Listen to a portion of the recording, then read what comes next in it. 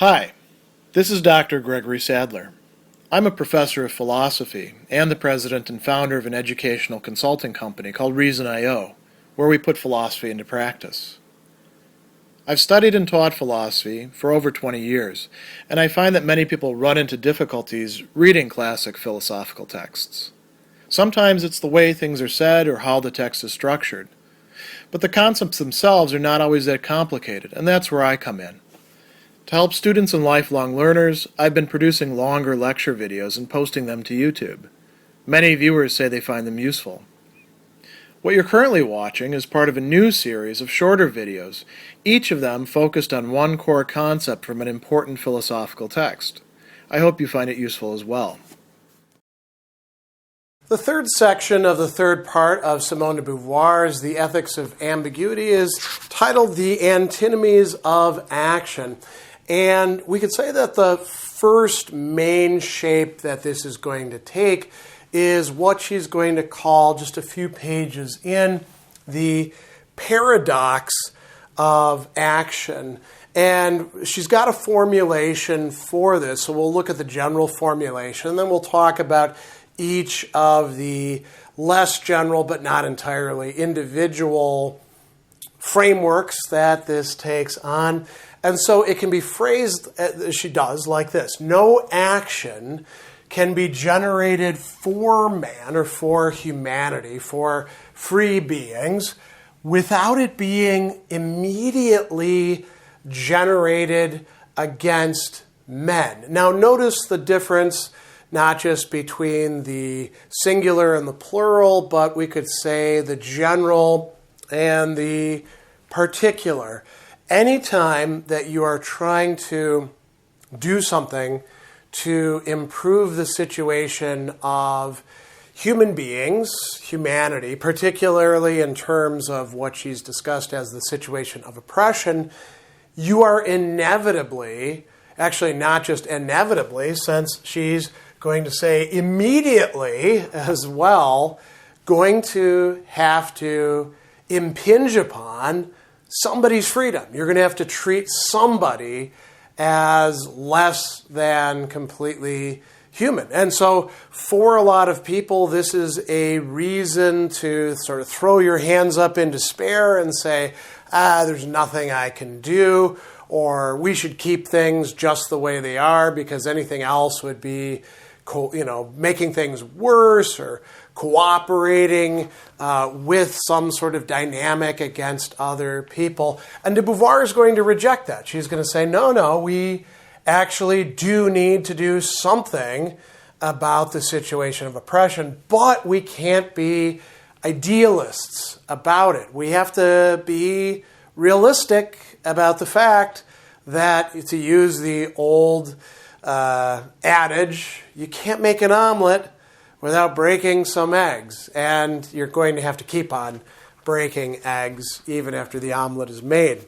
So the first situation or dynamic that she's going to talk about, she says, if the oppressor were aware of the demands of their own freedom, they themselves would have to denounce oppression, but they're dishonest. In the name of the serious or passions of will to power appetites, he refuses to give up his privileges. And this is endemic to the nature of oppression.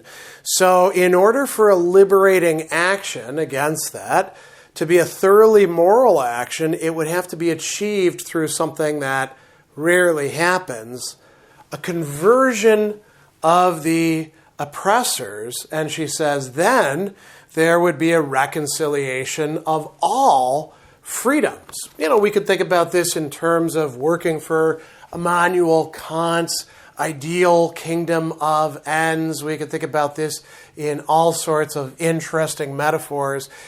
However, that almost never turns out to be the case. She says these are actually utopian reveries. Reveries are dreams, right? She says we know only too well we cannot count on a collective conversion. Sometimes people who want to change the situation, they'll say, if only we could get the oppressors to see, to empathize, to realize what the effects of their actions are. And you can do that, and they can still say, we're going to keep on doing things the same way. I know that it's causing, terror, cruelty, whatever else you want to pick, but, it's my paycheck, or it's my stocks, or I like my social status, or pick whatever else you want. So she says that by virtue of the fact the oppressors refuse to cooperate in the affirmation of freedom, they embody in the eyes of all people of goodwill the absurdity of facticity. By calling for the triumph of freedom over facticity, ethics demands they be suppressed. So what we have here are, we could call it realistic existentialist ethics as opposed to utopian ethics. And this requires that the oppressor is going to have to be oppressed in turn, right? So others, she says here, will have to be treated as things with violence. The sad fact of the separation of human beings will thereby be confirmed, and there's a risk involved, right? Those who do violence to the oppressor in their turn become masters, tyrants, and executioners. In revolting, the oppressor metamorphosed into a blind force of brutal fatality. And we can see this in so many situations of liberation, can't we? So de Beauvoir is very attuned to that. The second dynamic that she's going to look at, she talks about those who are the accomplices of the oppressors, and do so because they don't fully understand the situation that they're in. She says, as we've already said, every individual may practice their freedom inside their world. Not everyone has the means of rejecting, even by doubt, the values, taboos, and prescriptions by which they are surrounded. Doubtless, respectful minds take the object of their respect for their own, and in this sense, they are responsible for it as they are responsible for their presence in the world. But, very important distinction, they are not guilty if their adhesion is not a resignation of their freedom. And she's going to take a quite extreme case. When a young 16-year-old Nazi died crying Heil Hitler, he was not guilty, and it was not he who he hated, but his masters. The desirable thing would be to re-educate this misled youth. It would be necessary to expose the mystification and put the people who are its victims in the presence of their freedom. Okay, that sounds good, doesn't it? Is it always possible to do that? When the Hitler youth is shooting at you from across the street as you're invading the totalitarian country, can you say, a moment here, let's do some re-education? No, you have to shoot the poor guy, right? And there'll be many other cases that will also have a similar sort of urgency. She says it forbids this slow labor. We're obliged not only to destroy the oppressor, but also those who serve him, whether they do so out of ignorance or even out of constraint, right? Those who have been in some way coerced into the mechanism of oppression. This is, de Beauvoir says, not only something that ethics can admit, but is actually going to require. The next thing she talks about is the situation of the world being so complex that one cannot fight everywhere at the same time for everyone. In theory, in the abstract, every liberatory endeavor ought to be supported, but they can clash with each other. She's going to bring up another example from World War II. She says that during the course of the war, no anti-fascist could have wanted the revolts of the natives in the British Empire to be successful.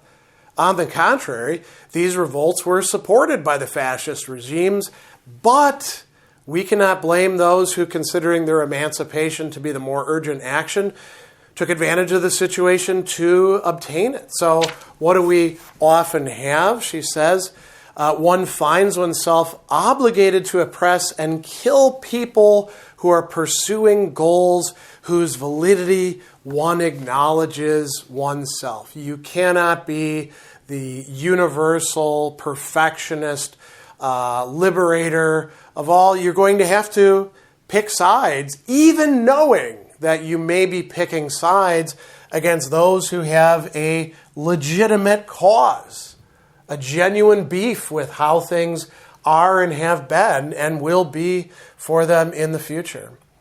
The fourth that she's going to talk about, so this has all been about other people who either are the oppressors or unfortunately get in the way of the liberatory work.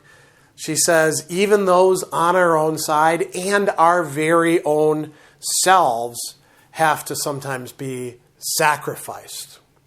She goes on and says, since we can conquer our enemies only by acting on their facticity, their presence in the world, by reducing them to things, we have to make ourselves also into things.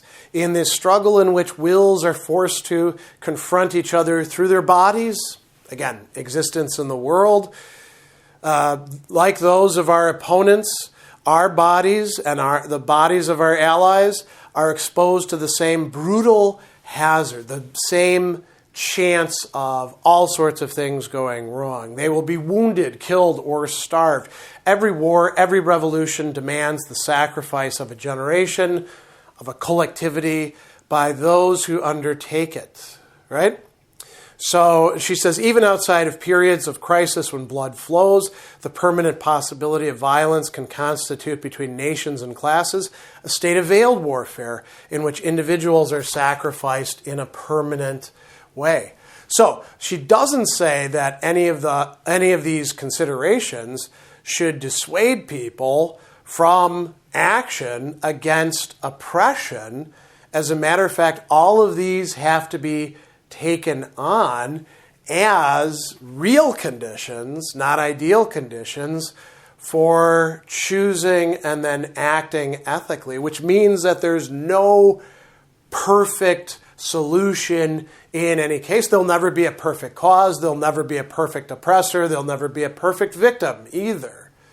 So this is a very interesting section of the work that I think illustrates some of what she's calling the antinomies of human action expressed in this particular paradox.